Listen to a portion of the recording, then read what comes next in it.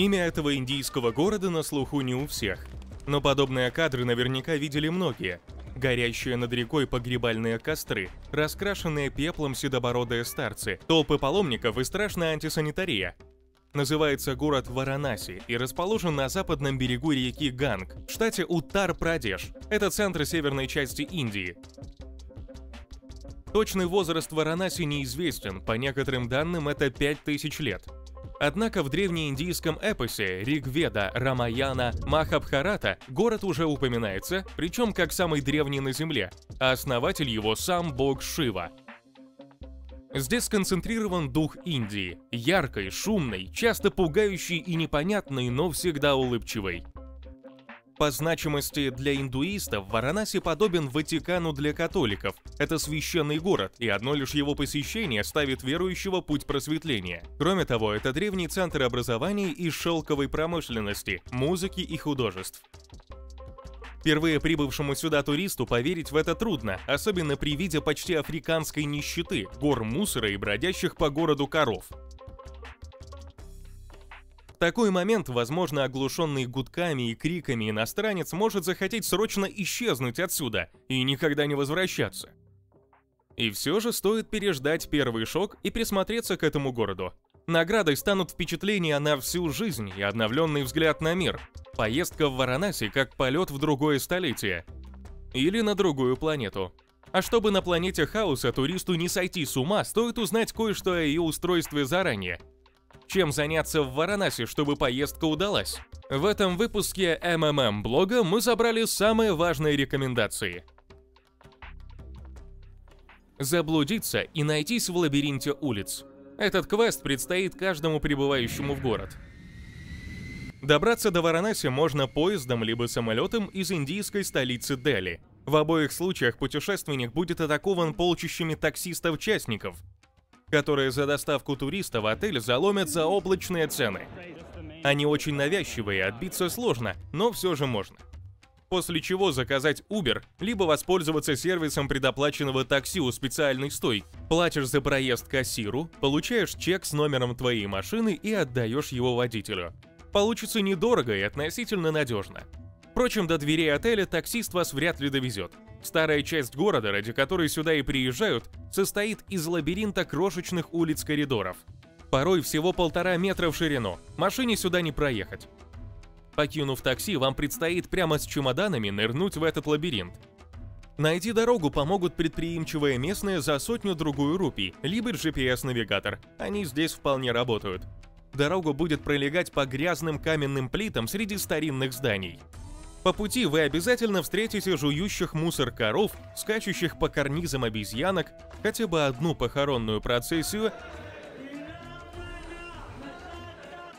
десяток драг-дилеров, зазывал или просто жуликов, нескольких мудрецов садху, минуете с полудюжины храмов и пахучих забегаловок. В нос будут бросаться запахи благовоний, навоза, острой еды. Все эти испытания ради номера с видом на священную реку Ганг, у которой обрываются эти кварталы. Жилье у реки в центре Варанаси найдется на любой карман. От совсем простых гестхаусов стоимостью 600 рупий за ночь до самого шикарного отеля города Бриджрама Пэлас Варанаси с номерами за 14 тысяч и более. Напомним, 1 рупия сегодня примерно равна 1 российскому рублю. Прогуляться по набережным Ганга. После знакомства с лабиринтами местных улиц отправимся гулять к набережным. Варанаси стоит на западном берегу реки Ганг, в Индии ее называют Ганга. По легенде, это небесная река, которая спустилась на землю. Ганг течет через половину страны. Начинаясь на севере в Гималаях, он преодолевает почти 3000 километров и огромной дельтой впадает в Бенгальский залив на юге. На берегах Великой реки можно найти множество святынь, в том числе самых значимых, таких как Ришикеш, Харидвар и священный Варанаси. Набережные в Варанаси представляют собой ступени, сходящие в воду, и называются гхатами. Гхаты тянутся вдоль Ганга без пауз примерно на 5 километров. Всего гхатов 87. По сути, набережная одна, но при этом каждый гхат имеет свое имя, и это помогает ориентироваться. Скажем, храм Кедарашвар Темпл – один из самых красивых в городе. Расположен на Кедар-Гхате. А вечерняя церемония Аарти проводится ежедневно на Дасашвамедх-хате, ровно в 18:00. Это 40-минутный ритуал подношения зажженных ламп Святой реке, выражение любви и благодарности богам. Самый знаменитый кхат называется Маникарника и является главным по значимости крематорием в Индии. Эти погребальные костры не гаснут тысячелетиями, пока погребальные процессии одна за другой подносят на Маникарнику умерших. Там за них берутся представители особой касты. Тела в золотистых одеждах сначала омывают в реке, затем под молитвы водружают на костры. После того, как тело догорело, чаще всего остается два элемента – череп и тазовая кость. Тут в дело вступает ближайший родственник усопшего, он должен расколоть череп. Считается, что именно в этот момент происходит освобождение духа. Одно сожжение занимает полчаса-час, а всего за день на Маникарнике сжигают порядка 200 тел. Индуисты верят, что кремация в Варанаси позволит душе покинуть круговорот перерождений и навсегда избавиться от страданий. Поэтому вокруг Маникарники много хосписов. Престарелые индуисты специально приезжают сюда доживать. Рядом с кострами есть и более современный, крытый крематорий с высокими трубами над ним. Попасть на священный костер может не каждый. Некоторых покойников просто бросают в ганг. Считается, что очищение огнем им не требуется. Это умершие от укуса змеи, больные проказой, отшельники садху, а также беременные женщины и младенцы. А еще на Маникарнике нельзя фотографировать. За этим зорко следит погребальная мафия. Формального запрета нет, но сделав снимок, можно нарваться на проблемы. Избежать неприятностей и все же сделать снимки есть два способа. Либо заплатить за разрешение несколько тысяч рупий погребальной мафии, либо арендовать лодку и фотографировать с нее. Лодочники без лишних вопросов сделают остановку напротив костров и вообще в любом месте реки. Например, на противоположном восточном берегу Ганга, совершенно пустом, без единого строения. Он считается тем миром, куда Шива переправляет души умерших. Стоит речная прогулка в среднем 500 рупий за час. Кстати, самый лучший вид на город и его дворцы именно с воды. Помимо Маникарники, тела кремируют на Хариш-Чандра-Кхата. Это 2 километрами южнее. Туда стоит идти, если атмосфера Маникарники кажется слишком пугающей. На Хариш-Чандре меньше костров, меньше людей, да и фотографировать проще. Гуляя по набережным или катаясь по Гангу на лодке, можно искупаться, как это делают тысячи индийских паломников. Их не смущает, что пепел от трупов, а порой и трупы целиком, сбрасывают сюда же. Но эта вода для индуистов священна, а значит чиста. Окунаться или нет, решать вам, а мы лишь скажем, что неприятного запаха от реки действительно нет. Послушать классическую индийскую музыку. Варанаси – город с богатыми музыкальными традициями, и концерты индийской классической музыки можно посещать хоть 7 дней в неделю. Например, на Асси-Кхате после утренней службы каждый день в 6 утра, или дважды в неделю по вечерам в Варанаси Music Center Ашрам, в старинном, совсем небольшом концертном зале, затерянном среди улочек в районе Мунджи-Кхата. Номера то медленно тягучие, то неожиданно скоростные, с ломанными ритмами, которым и западные диджеи позавидуют.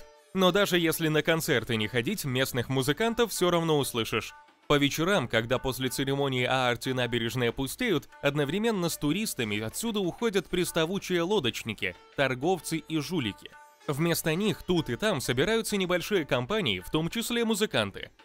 Тут и юные студенты, и старцы садху, и заезжие иностранцы все вместе играют на флейтах, барабанах, ситарах, гитарах и поют. Кстати, гулять по Варанаси приятнее всего вечером, либо рано утром. В 6-7 утра Ганг покрыт туманом, на отдельных хатах можно сделать зарядку. Местные только-только начинают подтягиваться, чтобы совершить омовение, а зазывалы приходят гораздо позже. Посмотреть на древние святыни. Святыней здесь, в общем-то, является весь город. Говорят, Варанаси настолько наполнен духовной силой, что даже камни под ногами здесь считаются святыми. Индуистские храмы, в том числе очень древние, на каждом шагу. Войти внутрь и осмотреться – не проблема. Но в один из них не-индуисту попасть непросто. Это покрытый почти тонной настоящего золота Каши-Вишванатх. Главный индуистский храм в Варанаси – один из главных храмов Шивы в Индии, построенный в конце 18 века. Во-первых, к храму Вишванатха всегда огромная очередь. Во-вторых, Технически храм Вишванатха закрыт для неиндуистов, хотя при большом желании возможно. Для этого надо записаться в особую книгу на проходной, не забудьте паспорт, оставить в камере хранения всю электронику и пройти досмотр. Иногда лазейка прикрывается, а иногда вход возможен только в сопровождении местного брамина, что чревато вымогательством денег. Пока у кхатов правит Шива, в северной окраине города покровительствует Будда. Достигнув просветления, свою первую проповедь он произнес в IV веке до нашей эры в местечке Сарнатх, 10 километров от центра современного Варанаси. Сегодня это один из важнейших центров буддизма. Все достопримечательности расположены довольно компактно и доступны к посещению. В том числе 34-метровая ступа V века, развалины древних монастырей, а также современный буддийский храм и археологический музей. Добираться из города лучше всего на авторикше, около 200 рупий в один конец.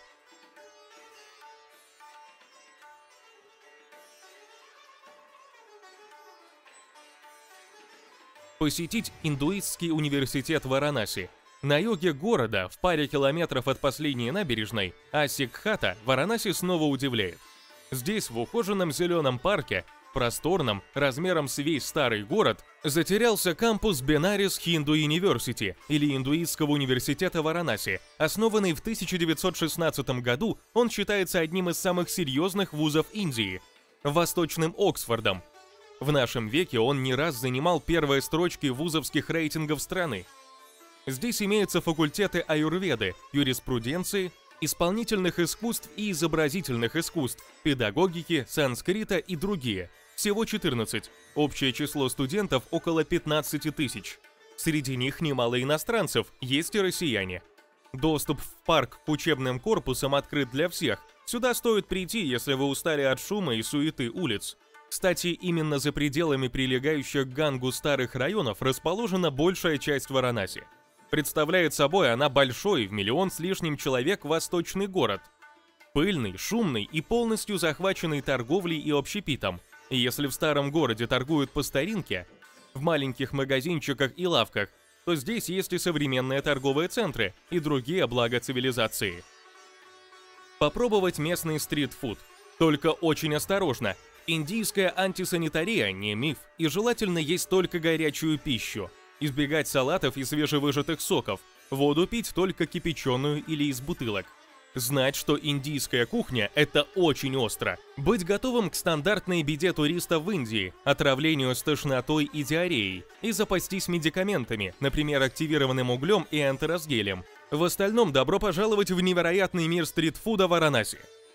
Вкусно готовят практически везде, и полакомиться индийским тхали или досами можно за копейки. Так, на 500 рублей можно полноценно отобедать втроем. Кухня очень разнообразная и главным образом вегетарианская. Мясо в пределах старого города найти проблематично. Алкоголь тоже, баров и алкомагазинов в районах у Ганга нет, и идти за спиртным придется на ближайшую большую улицу. Местные, как правило, пьют немного, у них другие радости. В центре работает множество ласси-шопов, то есть маленьких кафе, где подают ласси. Индийский напиток наподобие молочного коктейля, на основе йогурта с фруктами и специями. Ласси делают в кафешках по всей стране, но, пожалуй, лишь в Варанаси легально продают особый бханг-ласси, то есть ласси с превращенным в кашу коноплей или гашишем. Последнее в Варанаси на полулегальном положении, так как с древности используется в индуистских ритуалах. И хотя индийским законом эти субстанции запрещены, традиции в этом городе сильнее, и даже полиция с этим мирится. Изучая кафе, не упустите из внимания и магазины. Варанаси со средних веков является одним из центров шелковой промышленности.